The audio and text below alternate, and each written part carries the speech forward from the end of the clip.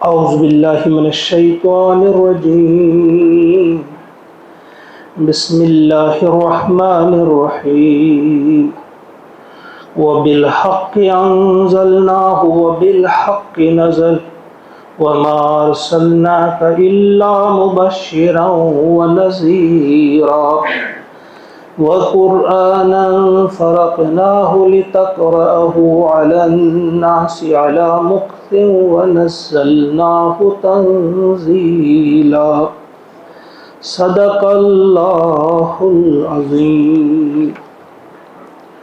آیت نمبر 105 اور 106 آپ کے سامنے تلاوت کی گئی سورہ بنی اسرائیل. انشاءاللہ آج ہم اس سورت کو مکمل کریں گے اور کل انشاءاللہ سورہ کہف ہم شروع کریں گے انشاءاللہ. اللہ کا ارشاد ہوتا ہے اب اس سورت کی آخر میں اس مضمون کو سمیٹا جا رہا ہے. فرمایا جا رہا ہے وَبِالْحَقِّ أَنزَلْنَاهُ، اور حق کے ساتھ ہم نے اسے اتارا ہے قرآن کو. وَبِالْحَقِّ نَزَلَ، اور حق ہی کے ساتھ یہ اترا ہے. اس میں زور ہے، 2 بار حق استعمال کیا ہے اللہ تعالیٰ نے. وَبِالْحَقِّ أَنزَلْنَاهُ وَبِالْحَقِّ نَزَلَ، حق کے ساتھ ہی ہم نے اسے اتارا ہے اور یہ حق ہی کے ساتھ اترا ہے. یہ برابر اسی طرح سے ہے جس طرح إِنَّهُ لَقَوْلٌ فَصْلٌ وَمَا هُوَ بِالْحَزْلِ، بے شک یہ قول فیصل ہے، یہ مذاق نہیں، یعنی زور دینے کے لیے. اس میں تاکید ہے کہ یہ کیا کلام. اور قرآن پاک کے بارے میں بھی اللہ تعالیٰ نے فرمایا کہ ہم نے اس کو حق کے ساتھ اتارا ہے اور یہ حق ہی کے ساتھ اترا بھی ہے. اس میں بالکل کسی بھی قسم کی آمیزش نہیں ہوئی ہے باطل. یہ ہم اتارنے والے ہیں، یہ رسول علیہ السلام ان کا کلام نہیں، یہ ہمارا کلام ہے. اور جس فرشتے کے ذریعے ہم نے اتارا ہے وہ امین ہے، روح الامین، امانت دار فرشتہ. کسی بھی قسم کی اس میں ملاوٹ نہیں ہوئی ہے، یہ بے آمیز کلام ہے، کوئی ملاوٹ اس میں نہیں ہے. جس طرح سے حق اور صداقت کے ساتھ ہم نے اسے نازل کیا ہے اور حق و صداقت کے ساتھ ہی یہ پہنچا، کوئی اس میں ملاوٹ نہیں ہوئی. وَمَا أَرْسَلْنَاكَ إِلَّا مُبَشِّرًا وَنَذِيرًا، اور ہم نے آپ کو نہیں بھیجا اے محمد صلی اللہ علیہ وسلم. وَمَا أَرْسَلْنَاكَ، ہم نے آپ کو نہیں بھیجا إِلَّا مگر مبشرا و نذیرا، مبشر بنا کر اور نذیر بنا کر. یعنی ہم نے آپ کو صرف مبشر، خوشخبری سنانے والا، یعنی اب جو اس کو مانیں گے، اس کو تسلیم کریں گے، صرف اس کو ماننا نہیں ہے، اس کی ماننی بھی، اس کے احکامات کو ماننا ہے. جو مانے اس کے لیے آپ مبشر ہیں، خوشخبری سنانے والے، اور جو انکار کریں گے اس کے لیے آپ نذیر ہیں، ڈرانے والے. اس کو آپ بتا دیں گے، اس کو آپ ڈر سنانے والے ہیں کہ اس کے نہ ماننے میں کتنا بڑا تمہیں نقصان ہے. آپ کو اس سے کچھ نہیں، آپ کا کام صرف بتانا ہے، یہ پیغام پہنچانا ہے اور انہیں بتانا ہے مانو گے تو یہ اور یہ آپ کو ملے گا، یہ انعامات آپ کے لیے ہیں. اگر نہیں مانیں گے آپ تو پھر یہ اور یہ عذاب آپ کے لیے ہے. آپ کو ان کی طرف سے جواب نہیں دینا ہوگا. وَقُرْآنًا فَرَقْنَاهُ، اور قرآن، یعنی یہ قرآن فرق نہ ہو، ہم نے اسے تھوڑا تھوڑا کر کے اتارا، یعنی ایک ساتھ نہیں اتارا. ایک زبردست ان کا اعتراض تھا کیا اللہ تعالیٰ کو بھی ہماری طرح سوچنا پڑتا ہے، سوچ سوچ کر تھوڑا تھوڑا نازل فرماتے ہیں اللہ تعالیٰ؟ فرمایا نہیں، اللہ تعالیٰ کو اس کی احتیاج نہیں ہے، وہ تو ایک ساتھ اتار سکتا ہے، مگر تمہیں اس کی ضرورت ہے. تمہارا ذہن اتنا قبول نہیں کر سکتا کہ ایک ساتھ تم یہ بوجھ برداشت کر سکو. لہذا اگر تھوڑا تھوڑا کر کے اتارا، یہ ہم نے اتارا ہے. کیوں اتارا؟ لِتَقْرَأَهُ عَلَى النَّاسِ، تاکہ تم سناؤ یہ لوگوں کو، عَلَى مُكْثٍ، ٹھہر ٹھہر کر. یعنی آپ نے ٹھہر ٹھہر کر یہ لوگوں کو سنانا ہے، ایک ہی وقت میں نہیں سنانا ہے. وَنَزَّلْنَاهُ تَنزِيلًا، اور ہم نے اسے بتدریج نازل کیا ہے، ایک ساتھ نہیں. یہ ٹھیک ہے کہ لوح محفوظ سے آسمان دنیا پہ ایک ساتھ یہ اترا، لیکن وہاں سے پھر بتدریج جب جہاں ضرورت پڑی. اس کی وجہ کیا تھی؟ اس کی ہم وہ پڑھ چکے سورۃ النحل میں. ہم 3 وجہیں وہاں بیان کی گئی. ایک تثبیت کہ آپ ثابت قدم رہو. نمبر 2 ہدا کہ آپ ہدایت دیتے رہو. جس وقت جس قسم کی ہدایت کی ضرورت تھی وہی والی آیت نازل ہوئی، وہی والی اس وقت آیت نازل ہوئی. اور پھر تیسری تبشیر یعنی خوشخبری. یعنی جب انسان بہت زیادہ مغموم ہو جاتا تھا پریشانیوں سے، جب دشمن آپ کو تنگ کرتے تھے، اس وقت آپ کو خوشخبری سنائی جاتی تھی کہ بس آنے والی ہے وہ چیز بھی جس کامیابی کی آپ کے دل میں تمنا ہے، وہ بھی آپ کو ملنے والی ہے. وہ یہ 3 چیزیں تھیں. اس کی وجہ سے وقتاً فوقتاً یہ نازل کیا گیا، ٹھہر ٹھہر کر نازل کیا گیا. اور پھر یہ جو تھوڑا تھوڑا کر کے نازل کیا گیا، اس کی ایک اور وجہ بھی کچھ مفسرین نے لکھی ہے. یعنی اس سے مراد یہ ہے کہ ایک ہی الف لام میم سے والناس تک صرف ایک ہی صورت ہوتی نہیں، الگ الگ حصے. 114 صورتیں ہیں. پھر ایک صورت میں بھی الگ الگ اس کے چھوٹے چھوٹے حصے ہیں جنہیں آپ آیات کہتے ہیں. رکوع یا یہ پاری تو بعد میں ہم نے بنائے، لیکن جب نازل ہوا تو صورتیں وہیں سے اور اسی طرح سے آیات بھی الگ الگ.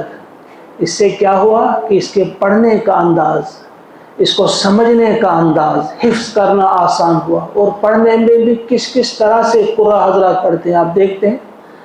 اس کے برعکس آپ دیکھو کوئی غزل لکھتا ہے یا کوئی گانا کوئی لکھے گا، اس کو کسی ایک ہی لے میں پڑھا جاتا ہے یا زیادہ سے زیادہ کوئی 2. لیکن یہاں آپ کسی بھی صورت کو لیجئے، چند آیات کو آپ لیجئے، اسے آپ ہزاروں طریقے سے پڑھ سکتے ہیں. یعنی اس کو کس کس لہجے میں آپ پڑھیں گے، کس کس خوبصورتی کے ساتھ پڑھیں گے آپ، انسان حیران رہ جاتا ہے جب انسان سنتا ہے. اچھے اچھے جو قرآن حضرات ہیں، جو قاری حضرات ہیں، ان کی زبان سے جب انسان سنتا ہے تو دنگ رہ جاتا ہے. تو یہ کبھی پرانا نہیں ہوتا. سورہ فاتحہ کتنی بار دن میں پڑھتے ہیں، جب سے پیدا ہوئے ہیں، جب سے اب بڑے ہوئے ہیں پڑھتے آ رہے ہیں. کبھی تھکتا نہیں انسان، بور انسان نہیں ہوتا ہے. اس کا ہر دن اس کی حلاوت میں اضافہ ہی ہوتا ہے، مٹھاس میں اضافہ ہی ہوتا ہے.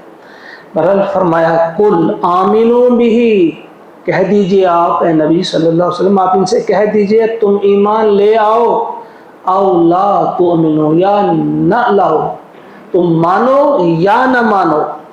ان الذین اوتوا العلم من قبلہ، بے شک وہ لوگ جنہیں پہلے کتاب دی گئی، اہل کتاب میں سے کچھ علماء کا تذکرہ ہے. اذا یتلی علیہم، جب ان پر یہ پڑھا جاتا ہے یہ کلام، یخرون وہ گر پڑتے ہیں، للاذقان سجدا، تھوڑیوں کے بل وہ سجدے میں گر پڑتے ہیں. یہاں تعریف کی گئی ہے کچھ اہل کتاب سے تعلق رکھنے والے کچھ علماء. یعنی انہوں نے جب پہچانا، انہوں نے جب یہ سنی، یہ آیات جب سنی تو ان کے جو سینے تھے ان میں گداز پیدا ہو گیا اور انہوں نے پہچان لیا کہ یہ اللہ کا کلام ہے. اور تھوڑیوں کے بل، حالانکہ سجدے میں تو انسان پیشانی کے بل گرتا ہے، تھوڑیوں کے بل یعنی جلدی میں وہ گرے، کیونکہ یہ تھوڑی ہی جس کے اندر تکبر ہوتا ہے نا، اس کو ایسے رکھتا ہے اوپر کی طرف، یہ تھوڑی کو اوپر کرتا ہے. تو کہا انہیں تھوڑی ہی یعنی انہیں تکبر کو ختم کرتے ہوئے عاجزی کے ساتھ وہ فوراً سجدے میں گر پڑے. وَيَقُولُونَ، اور وہ کہتے ہیں، سبحان ربنا، پاک ہے ہمارا رب، ان کان وعد ربنا لمفعولا، بے شک یہ جو ان میں نے پہلے بھی آپ کو بتایا ہے، ان نافیہ کہاں ہوتا ہے؟ جب ان ہوگا لاسٹ آگے کہیں لا ہوگا تو وہاں ان کے معنی نہیں آتے. اگر لا آگے نہ ہو بلکہ لا ہو ضرور تو وہاں اس کا مطلب ہوتا ہے بے شک. ان کان وعد ربنا لمفعولا، بے شک ہمارے رب کا وعدہ پورا ہو کر رہنے والا تھا. یہ تو پورا ہونے ہی والا تھا، یعنی یہ ہمارے رب کا وعدہ تھا، یہ تو پورا ہونا تھا. وہ ہمارے رب کا وعدہ تھا کہ ایک کتاب نازل ہوگی، ایک رسول آئے گا. تو رسول بھی آ گیا اور کتاب بھی آ گئی اور مان گئی کچھ اہل کتاب میں سے اور کچھ مشرکین میں سے بھی. وَيَخِرُّونَ، اور گر پڑتے ہیں وہ، لِلْأَذْقَانِ، ٹھوڑیوں کے بر، یبکون، روتے ہوئے، وَيَزِيدُهُمْ خُشُوعًا، اور ان کی عاجزی میں اضافہ ہوتا ہے، یعنی ان کی عاجزی اور بڑھ جاتی ہے۔ یہاں الگ الگ بیان کیا گیا، 2 دفعہ سجدے کا ذکر آیا، پہلے بھی اور یہاں بھی۔ پہلا سجدہ انہوں نے کیا اس بات پہ کہ ہم پہچان گئے اللہ کا کلام نازل ہو گیا، اللہ کا کلام اترا، وہ کتاب آ گئی جس کا وعدہ ہم نے پڑھا تھا اپنی کتابوں میں، تورات میں جس کا ہم نے پڑھا تھا وہ پورا ہو گیا، اس پر سجدے شکر کیا۔ اور دوسرا سجدہ کس پر؟ کہ جو ان کے دل میں گداز پیدا ہوا، جو ان کی آنکھوں میں آنسو آ گئے اور اللہ کے خوف سے وہ رو پڑے، اللہ کی محبت میں رو پڑے، اور سجدہ انہوں نے دوسرا یہ سجدے شکر کیا۔ تو یہاں سے تفسیر مظہری جو ہے انہوں نے اس بات میں لکھا ہے کہ قرآن پاک پڑھتے ہوئے، تلاوت کرتے ہوئے رونا مستحب ہے۔ اور ایک روایت ہے کہ حضور علیہ السلام نے فرمایا کہ جو شخص قرآن پاک کی تلاوت کرے اور خدا کے خوف سے اس کی آنکھوں میں آنسو آ گئے، اس کا جہنم میں جانا اتنا محال ہے جتنا اونٹ کے تھنوں سے دھویا ہوا دودھ واپس تھنوں میں واپس کرنا۔ یعنی جو آپ اونٹ سے دودھ دھو لیں گے، پھر اس دودھ کو واپس تھنوں میں کریں گے، جتنا وہ ناممکن ہے اتنا ہی ناممکن ہے اس شخص کا جہنم میں جانا جو قرآن پاک پڑھتے ہوئے اللہ کے خوف سے روتا ہے۔ اسی لیے حضور نے فرمایا کہ قرآن پاک جب پڑھو رویا کرو۔ فَإِلَّمْ تَبْكُوا فَتَبَاكُوا، اگر رونا آپ کو نہیں آتا تو رونے کی صورت ہی بناؤ، وہ زبردستی رونے کی کوشش کرو، کیونکہ یہ دل جب تک نہ پگھلیں گے، نرم ہوں گے، تب تک ان دلوں میں وہ گداز پیدا نہیں ہوگا، ہماری نمازوں میں وہ اثر پیدا نہیں ہوگا۔ پھر فرمایا ابھی جو اس کے بعد 2 آیات ہیں، آخری 2 آیات، یہ ابھی جو ہم نے آیت پڑھی آیت سجدہ ہے، یاد رہے کہ جب درس ختم ہوگا تو سجدہ تلاوت آپ کریں گے۔ آخری 2 آیات ان کے بارے میں بہت زیادہ اہمیت ہے ان آخری 2 آیتوں کی۔ فرمایا قُلِ ادْعُوا اللَّهَ، کہہ دیجئے آپ اے حبیب، ادعوا اللہ، پکارو تم اللہ کو، اوِد الرحمن، یا رحمان کو پکارو، ایما تدعو، جو کچھ بھی تم پکارو گے، جس نام سے بھی تم پکارو گے، فلہ الاسماء الحسنی، اسی کے لیے ہے بہترین نام، یعنی سارے ہی بہترین نام اسی کے لیے، جس نام سے بھی تم پکارو۔ کیا کیا تھا انہوں نے؟ جب ایک بار انہوں نے سنا یا کئی بار سنا ہوگا کہ یا اللہ، یا رحمان، یا رحیم مسلمان کہتے تھے، اور حضور علیہ السلام تو انہوں نے کہا کہ بھئی دیکھو، وہ جو کہتے ہیں نا الٹا چور کوتوال کو ڈانٹے، انہوں نے کہا کہ بھئی یہ تو ہمیں کہتے ہیں کہ تم بہت سارے معبود رکھتے ہو، خود بھی کبھی اللہ کو پکارتے ہیں، کبھی رحمان کو پکارتے ہیں، کبھی رحیم کو پکارتے ہیں، یہ کیا؟ تو جواب میں کہا گیا کہ بھئی ارے بیوقوفو، ارے ہم کو یہ الرحمن جو ہے یہ کوئی اور معبود نہیں، یہ اللہ ہی کا نام ہے۔ اللہ کا اگر ذاتی نام اللہ ہے تو اس کے صفاتی نام ایک حدیث پاک کی روشنی میں 99 ہے، اور کچھ اور روایتیں ہیں کہ 99 سے بھی زیادہ ہیں، بہت سارے نام ہیں اللہ، ان کی جتنی بھی صفات اب گنی نہیں جائیں گی اللہ کی صفات، لہذا صرف 99 نہیں ہے، بہت ساری ہیں۔ تو فرمایا جس نام سے بھی تم پکارنا چاہو اللہ کو، یا اللہ کہو یا رحمان کہو، تو آپ پکار سکتے ہو۔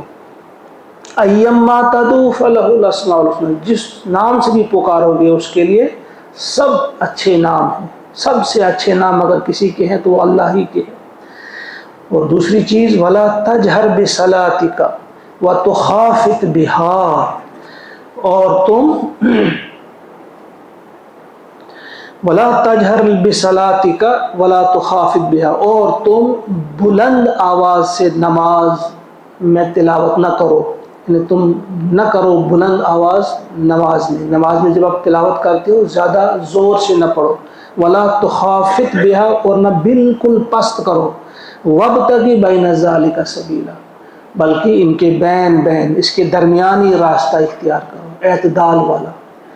مکہ مکرمہ میں جب حضور علیہ السلام نماز پڑھاتے تھے یہ جہری نمازوں کا تذکرہ ہے، ظہر اور عصر کی تو بات نہیں، یا کوئی بھی نماز اس کو پڑھاتے تھے وہ کس انداز سے پڑھاتے تھے، کہاں پڑھاتے تھے، ابھی باہر تو نہیں پڑھاتے تھے، اندر ہی پڑھاتے تھے، آوازیں باہر جاتی تھیں تو مشرکین استہزاء کرتے تھے، مذاق اڑاتے تھے آپ کا، بلکہ صرف مذاق نہیں، مفسرین نے لکھا ہے کہ گالیاں بھی دیتے تھے جبرائیل امین کو بھی، اس قرآن کے لیے بھی، حضور کے لیے بھی اور خدا کے لیے بھی۔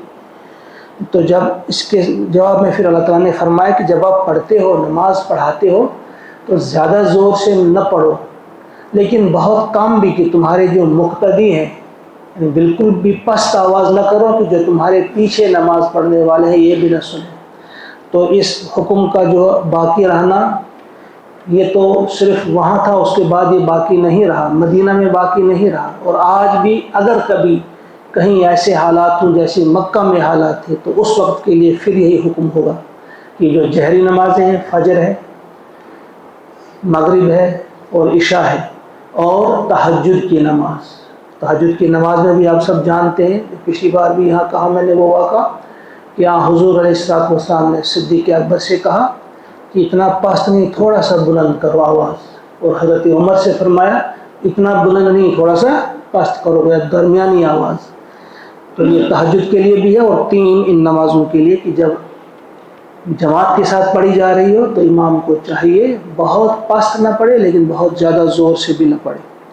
اب یہ آخری آیت اس سورت کی، آیت نمبر 111، وَقُلِ الْحَمْدُ لِلَّهِ، اور کہو تمام تعریفیں اللہ کے لیے، الحمدللہ، الذی، جو کہ لم یتخذ ولدا، جس کی کوئی اولاد نہیں، ولم یکن لہ شریک فی الملک، اور جس کا کوئی شریک نہیں اس کی بادشاہی میں، اس کی سلطنت میں، ولم یکن لہ ولی من الذل، اور نہ کوئی اس کا مددگار ہے، ولی ہے، من الذل، ناتوانی کے سبب، کمزوری کے سبب یا عاجزی کے سبب، وَكَبِّرْهُ تَكْبِيرًا، اور اس کی بڑائی کرو، وَكَبِّرْهُ، اس کی بڑائی کرو، تکبیرہ، خوب بڑائی کرو اس کی۔ یہ انتہائی اہم آیت ہے، بلکہ یہ ایک اعتبار سے سورہ اخلاص کے ہم وزن آیت ہے، جو اس میں چیزیں بیان کی گئی ہیں، اس میں وہی بیان کی گئی، توحید۔ اب یہاں خوبصورتی دیکھیے، بلاغت کا کمال یہاں پہ ہے۔ اس سورت کا آغاز سبحان سے ہوا۔ سبحان کے معنی ہے پاک ہے، یہ ہر قسم کی کس چیز سے، شرک سے، اس کا کوئی شریک نہیں، اس کی کوئی اولاد نہیں، اس کا کوئی حمایتی نہیں، یعنی سبحان کہتے ہیں جو ہر کمزوری سے پاک ہو، جسے کسی کی مدد کی ضرورت نہ ہو۔ تو سبحان سے شروع ہوئی اور آخری آیت اسی مضمون پہ پھر ختم ہو رہی۔ یہاں بھی وہی چیز بیان کی گئی ہے، 3 چیزیں، یعنی 3 ہی کمزوریاں، 3 قسم کی کمزوریاں ہو سکتی ہیں کسی کو، جہاں اس کو چاہیے کسی اور کی مدد، یا اس سے چھوٹا کوئی ہو، جیسے اولاد ہے، اولاد بھی مدد کرتا ہے جب انسان کو ضرورت پڑتی ہے، یا اس کے برابر کوئی ہو، جیسے کوئی اس کا شریک ہے، کوئی کبھی وہ بھی مدد کرتا ہے، یا اس سے کوئی بڑا ہو، جیسے اس کا کوئی سرپرست ہو، ولی ہو، مددگار ہو۔ تو اس میں 3 چیزوں کا تذکرہ ہے کہ یہ 3 چیزوں سے پاک ہے اللہ کی ہستی۔ پہلی چیز فرمائی کوئی اس کی اولاد نہیں، اور شرک بھی کی جو بڑی قسمیں، جو موٹی موٹی قسمیں، یہی 3 ہیں، اور ان 3 چیزوں کا رد کر دیا گیا کہ اولاد اس کی کوئی نہیں، اور کوئی اس کا شریک نہیں ملک میں، یعنی اس کی بادشاہی میں، اس کی سلطنت میں کوئی اس کا شریک نہیں۔ آج کل آپ دیکھیں گے بہت سارے لوگ ایسے ہیں جو اس بات پہ تو برہم ہوتے ہیں، اگر کوئی کہے گا اللہ کی اولاد ہے، بڑے برہم ہوں گے، لیکن جب اس کے قانون میں شریک کسی کو ٹھہرایا جا رہا ہو تو شرکت فی القانون وہ بڑے میٹھے انداز سے گوارا کرتے ہیں، کہاں یہ تو چلے گا، یہ تو مجبوری ہے۔ نہیں، اس کے ملک میں بھی کوئی شریک نہیں، اس کی حکومت میں کوئی شریک نہیں، قانون سازی میں کوئی شریک نہیں اللہ کا۔ وَلَمْ يَكُنْ لَهُ شَرِيكٌ فِي الْمُلْكِ، اور کوئی بھی اس کا ولی نہیں، یعنی اس کو کسی بڑے مددگار کی ضرورت نہیں، کوئی حادثہ اس کو کبھی ایسا پیش نہیں آ سکتا کہ کسی کی مدد کی ضرورت اسے پڑے، یہ ممکن ہی نہیں کہ اللہ کو کسی کی مدد کی ضرورت پڑے، ہر چیز سے یہ پاک ہے۔ اور پھر آخر میں وَكَبِّرْهُ تَكْبِيرًا، اور اس کی بڑائی بیان کرو۔ اب یہیں سے آپ دیکھتے ہیں جو تسبیح فاطمہ ہے، شروع سبحان سے کیا تو ہم پڑھتے ہیں سبحان اللہ پہلے، پھر اس آیت میں جو ہم نے پڑھا الحمدللہ وَقُلِ الْحَمْدُ لِلَّهِ الَّذِي لَمْ يَتَّخِذْ وَلَدًا، تو دوسری بار ہم الحمدللہ پڑھتے ہیں، اور لاسٹ میں اس کو جو ہے وَكَبِّرْهُ تَكْبِيرًا، اور ہم کہتے ہیں اللہ اکبر، اللہ کی بڑائی بیان کی جاتی ہے، یعنی اس میں پوری چیز آ جاتی ہے، جسے پوری صورت اس میں آ گئی، جو اس کے احکامات۔ اللہ اکبر کب کہتا ہے انسان؟ صرف زبان سے نہیں کہے، بلکہ جب انسان کے دل میں جو آغاز ہوا اس میں توحید کا، اور اختتام بھی توحید سے ہوا، اور اس میں تفصیل کے ساتھ بیچ میں یہ باتیں بیان کی گئی، جب انسان اللہ اکبر کہے، جب انسان سبحان اللہ کہے، جب انسان الحمدللہ کہے، تو یہ پوری چیز ہمارے ذہن میں ہونی چاہیے، یعنی اللہ کی کتنی بڑی ذات ہے، ہمیں کسی اور کی مدد کی ضرورت نہیں، ہمیں کسی اور کی سرپرستی کی ضرورت نہیں، ہمارا سرپرست، ہمارا مولا، ہمارا آقا، ہمارا ناصر، ہمارا حامی اور مددگار اللہ تبارک و تعالی ہے۔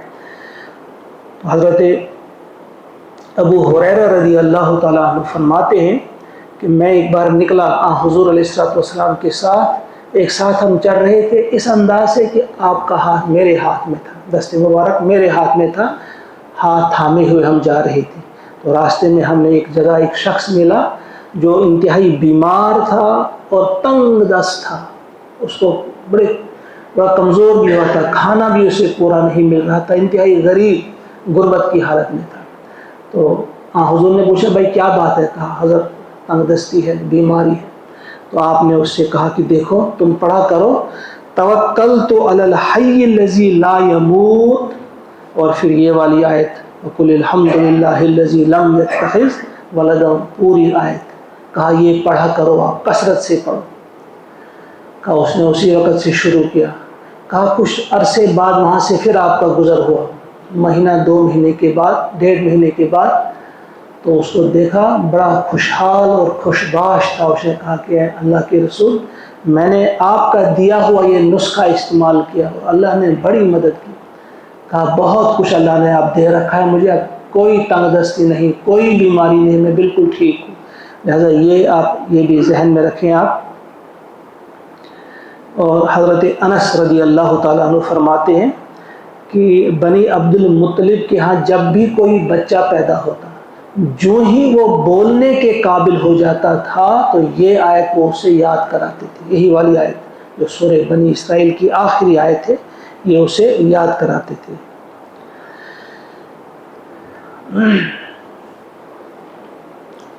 وَقُلِ الْحَمْدُ لِلَّهِ الَّذِي، پھر سنیے آپ یہ اور کہو اور آپ بتائیں کہیں الحمدللہ الذی لم یتخذ ولدا، تمام تعریفیں کل شکر اللہ کے لیے جس کی کوئی اولاد نہیں، لم یتخذ ولدا ولم یکن لہ شریک فی الملک، اور بادشاہی میں کوئی اس کا شریک نہیں، فی الملک ولم یکن لہ ولی، اور کوئی اس کا سرپرست نہیں، کوئی اس کا مددگار نہیں، من الذل، عاجزی کی وجہ سے یا ذلت کی وجہ سے، کبھی اسے کوئی اس کی ایسی کمزوری آتی ہی نہیں کسی کی اسے ضرورت پڑے۔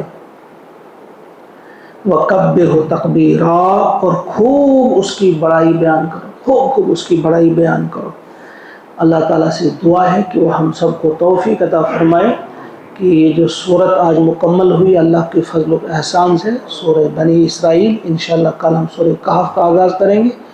تو اس صورت میں جو احکامات ہم نے پڑھے، خصوصاً جو توحید کا تذکرہ ہم نے پڑھا، تو اللہ تعالیٰ ہمیں اس پر ثابت قدم رکھے، توحید پر ثابت قدم رکھے۔ اللہ تعالیٰ ہماری کمزوریوں کو ہم سے دور فرمائے اور اپنے ہاں سے ہمیں مدد عطا فرمائے۔ اللہم اجعل القرآن ربیع قلوبنا ونور ابصارنا وشفاء صدورنا وذهاب همومنا وغمومنا۔ اللہم ارحمنا بالقرآن، اللہم ارحمنا بالقرآن، اللهم ارحمنا بالقرآن العظيم واجعله لنا إماما ونورا وهدى ورحمة ربنا تقبل منا إنك أنت السميع العليم سبحان ربك رب العزة عما يصفون وسلام على المرسلين والحمد لله رب العالمين. السلام علیکم. سجدہ کر جو ادنے جو